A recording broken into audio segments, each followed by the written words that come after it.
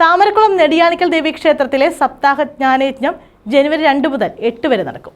കാവാലം രതീഷ് ചന്ദ്രനാണ് യജ്ഞാചാര്യൻ. താമരക്കുളം നെടിയാണിക്കൽ ദേവീക്ഷേത്രത്തിലെ ഭാഗവത സപ്താഹ ജ്ഞാനയജ്ഞം 2-ന് ആരംഭിക്കും. ഈ മാസം 8-ന് സമാപിക്കും.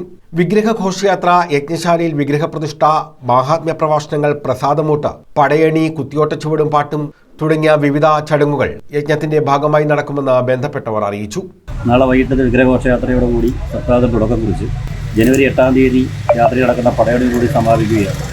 ഈ ദിവസങ്ങളിൽ കലാപരിപാടികളുണ്ട്. നൃത്തം, കുട്ടികളുടെ അരങ്ങേറ്റമുണ്ട്. കെട്ടുകുളങ്ങര വിജയരാഘവക്കുറുപ്പ് നയിക്കുന്ന കുത്തിയോട്ട ചൂടുംപാട്ടുമുണ്ട്. അവഭൃത സ്നാനത്തോടെയാണ് യജ്ഞം സമാപിക്കുക. മഹേഷ് മലരിമേൽ, മധുസൂദനൻ നായർ, സുഭാഷ്, സുനിത, രാജേഷ്, സന്ദീപ്, ഗിരീഷ്, സന്തോഷ്, പത്മകുമാരി, കൃഷ്ണമോഹൻ, സന്തോഷ് കുമാർ, കണ്ണപ്പൻ, ഇന്ദുരാജ് തുടങ്ങിയവരാണ് ഇക്കാര്യം അറിയിച്ചത്.